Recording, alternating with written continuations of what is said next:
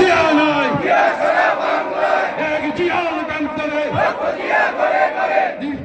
Pirojpur union কর্তৃক আয়োজিত এই সমাবেশ সভায় আজকের এই অনুষ্ঠানের প্রধান অতিথি সোনাগাঁ থানার সুযোগ্য সভাপতি বাংলাদেশ জাতীয়তাবাদী কেন্দ্রীয় সদস্য এবং সাবেক উপজেলা চেয়ারম্যান আজাদ সালমান সাহেব, মঞ্চে উপস্থিত আমার শ্রদ্ধাভাজন চাচা রবি চাচা, মঞ্চে উপস্থিত আমার শ্রদ্ধাভাজন নেতা কাজী নজরুল টিটু ভাই, সাধারণ মেম্বার কমিশনার এবং সিদ্দিকগঞ্জ থেকে আগত আমার স্নেহের অনেক ছোট ভাইয়েরা অংশগ্রহণ নেতৃবৃন্দ এবং সামনে দণ্ডায়মান পিরিজপুর ইউনিয়নের নেতৃবৃন্দ, স্টেজে আমার দলের সমস্ত নেতৃবৃন্দ, আসসালামু আলাইকুম।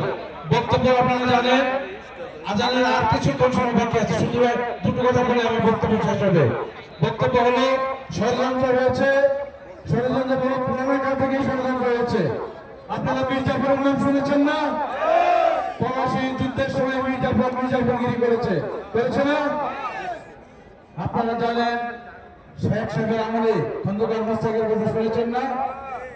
111 সময় এই বিএনপির অনেক নেতৃবৃন্দের সম্বন্ধে আপনারা শুনেছেন না?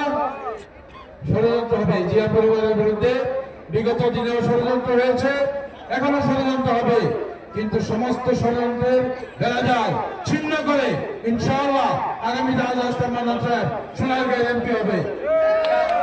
আপনাদেরকে আমি বলতে চাই, বাংলাদেশ জাতীয়তাবাদী দলে যতগুলি বিরোধী দলের কর্মসূচি ছিল এই বিগত 17 বছরে প্রত্যেকটা আন্দোলন সংগ্রামে আজহার ইসলাম মোহাম্মদ সাহেব অত্যাধিক ভূমিকা পালন করেছে।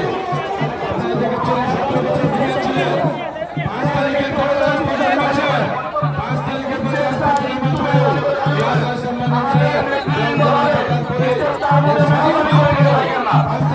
বিভিন্ন জায়গা থেকে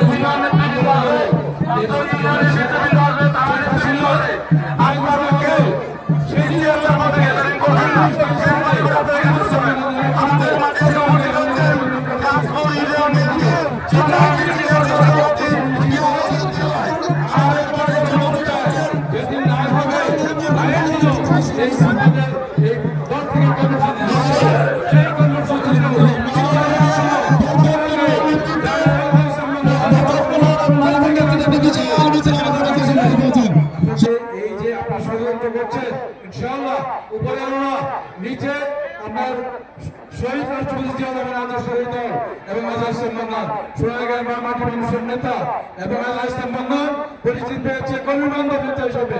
আমি আর বক্তব্য দীর্ঘায়িত করতে চাচ্ছি না। আমি যারা এখানে সিদ্দিকগঞ্জ থেকে এসছেন, আমার সোনারগাঁ থানার নেতৃবৃন্দ যারা আজকের এই অনুষ্ঠানের আয়োজন করেছেন, অনুষ্ঠানকে সফল করেছেন, সকলের প্রতি কৃতজ্ঞতা জানিয়ে আমি আমার বক্তব্য শেষ করি। অনেক কিছুর বিবেচনা করে এই মনোনয়ন দেওয়া হয়েছে। কিছু কিছু মানুষ মনোনয়ন না পাওয়ার সুখে বিভিন্ন উল্টাপাল্টা বক্তব্য, বিভিন্ন কর্মকাণ্ড করছে। আমরা যারা শহীদ প্রেসিডেন্ট জিয়া রহমানের আদর্শের সৈনিক, দেশনেত্রী বেগম খালেদা জিয়ার আদর্শিক সন্তান, আমরা কখনো এই ধরনের ষড়যন্ত্র বা উস্কানিমূলক কোনো কর্মকাণ্ডের ভাবে পা দিব না। আমাদের একটাই চিন্তা, একটাই ভাবনা, দেশনায়ক তারেক রহমানের যে মনোনীত জনপ্রিয় নেতা আজহার ইসলাম মান্নান ভাইকে যে ধানের শীষ উপহার দিয়েছে, সেই উপহারকে আমরা সযত্নে রেখে ধানের শীষকে আমরা ইনশাআল্লাহ বিজয় করে ঘরে ফিরব। এর বাইরে আমাদের আর কোনো চিন্তা ভাবনা নেই। সংগ্রামী সাথী ও বন্ধুগণ, অনেক ষড়যন্ত্র হবে, অনেক ষড়যন্ত্র হচ্ছে।